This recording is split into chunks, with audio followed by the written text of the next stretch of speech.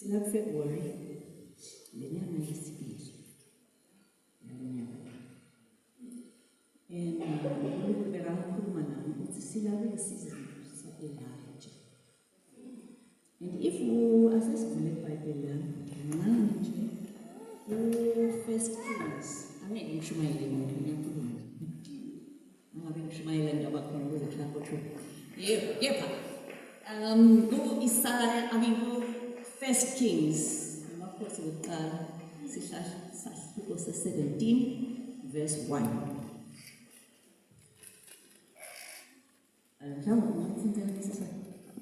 Amakhosi wokuqala chapter 17 verse 1. Kodliwa kwa-Elijah ngemagwabana.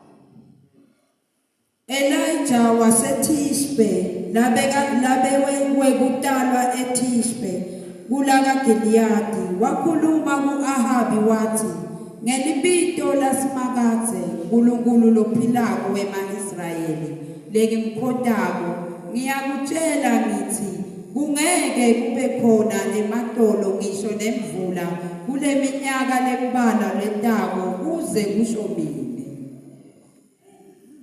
Amen. Okay, that's what it was. Now umuntu lo Elijah akabhalwa ukuthi wababani udumlando kodwa lapha ufunze kuyipi prophet school une degree phe una PhD umuntu lo qhamuko ledolobha lesithishi. It's just like umuntu qhamuka lapha emakhaya.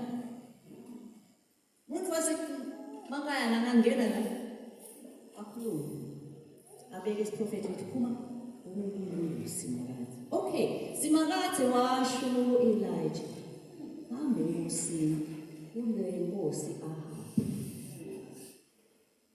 Phela amagama ami angeke line. Phela uNkulunkulu uyasithanda usithanda kakhulu. Masiyagana uyasidisipline uthatha isikhathi. So uNkulunkulu wathuma Elijah adobabekela leSwati. Washaya yavala ilizwe. Kulamaviki lawo ngoba bengidadisha lokho. Bembuka nje amalanga ashisa kangaka mbuka. Tibhakabhaka. Bekuhlata kubheke. Not even one. Nakuba one day. Nakuba the second day. Nakuba kwesithathu so kunjani.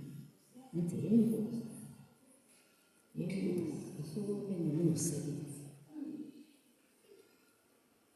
Ngicela khona nje lokuncane.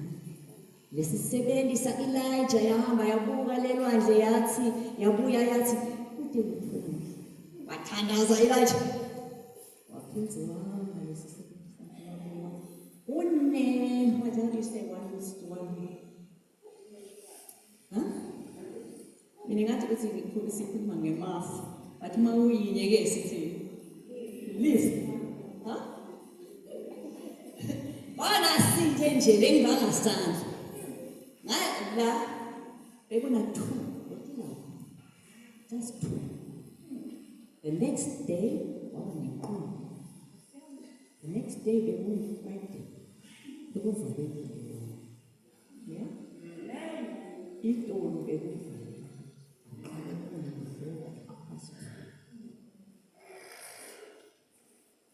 Nitadisha konke lokho. Manje maswathi.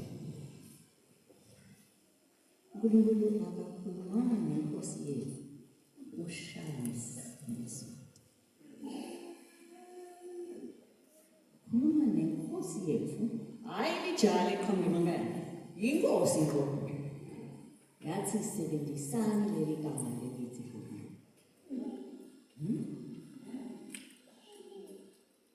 Sisebenzise ngoba yithini? Ithi hala praise, hala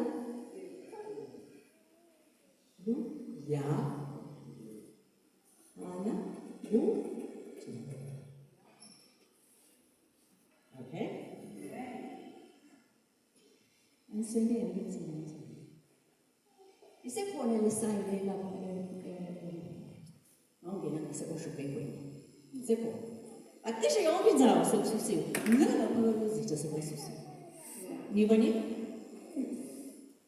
ayisekho something else ayisekho lapha embabane uma wenyuka kuyensabeni ngasikuyingwenya lapha eceleni wende njani ukhulume bani lijaha lasemangani njengelitsha ilitsha phela kwakhuluma wathi ngeke line kuze ukhulume njani why bekaba discipline why bekadzinga ukuphelezeka nathi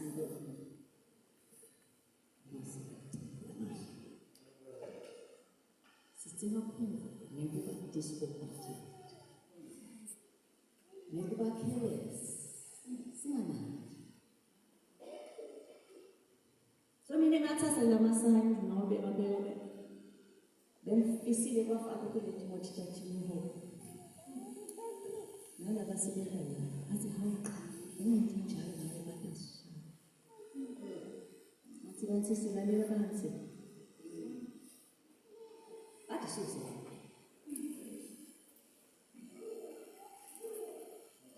awalwa ngale yebo bathi susi so kimi bathi disobedient yes ule nkosi yakangwane bathi disobedient nakule nkosi bathi disobedient bengada kukhuluma lokho kwakungitsitsile ukhulume ukuthi uNkulunkulu udasibusisa udasendela tintfo letinhle kepha eside yethu ke uthinte into lencane just a small thing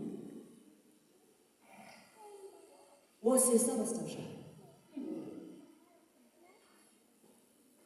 ito beku Valentine's ngiyabonga ngibona kubovu yes today was Valentine's yes manje ngathi ukuthi niyathi ukuthi le gama Valentine likhona bekunemfundisi na 273 AD 273 years after Jesus lo mfundisi bekaphila phansi kwale nkosi yaseRoma bekambita bathi Caesar ligama lakhe beku Claudius now Caesar bekafuna impi leqinile lenemandla letawu bidlita konke amadolobha alabanye abantu kulobusha njengobusha kaphela bebathatha over umzawo so wathi ufuna amasoja laqinile letawu batawulwa ngemandla babe babusha so wakhokha umthetho lo Claudius ukuthi kube bede umuntu oshada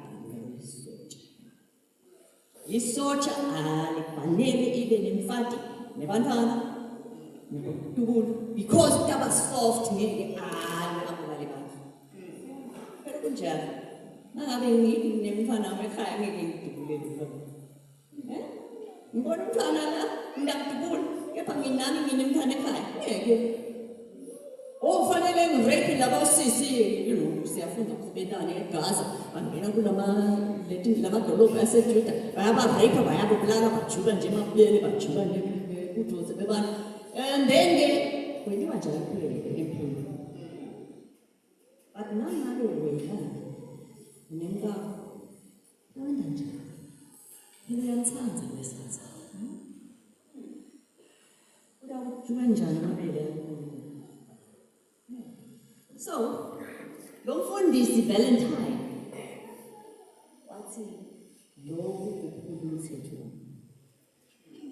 wathi uNkulunkulu akunanzi ukuthi ingozi fanele ingozi ibe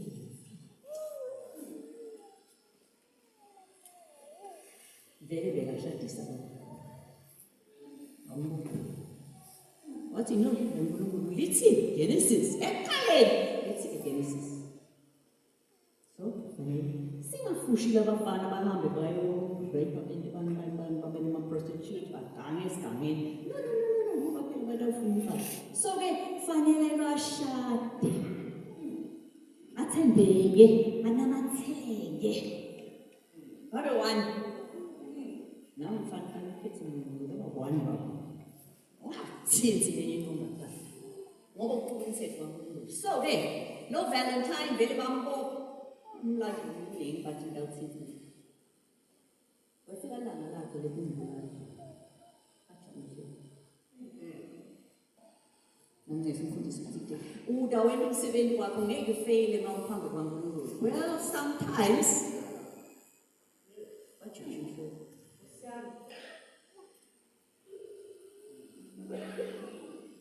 Phela sebenza lapha ekhaya lapha sebenza elwandle. Ekhaya ngithi bala uyamathe nje. Isaba abantu asisha.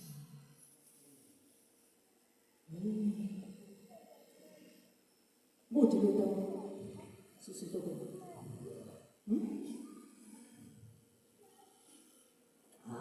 Yun siya sa Iran. Kita naman nje. Ya? Ako umthetho wesizwe sabo. Ngisho ngokwena abasafuni le-Islam, abasafuni lokhomeni, abasafuni umthetho wesizwe sabo.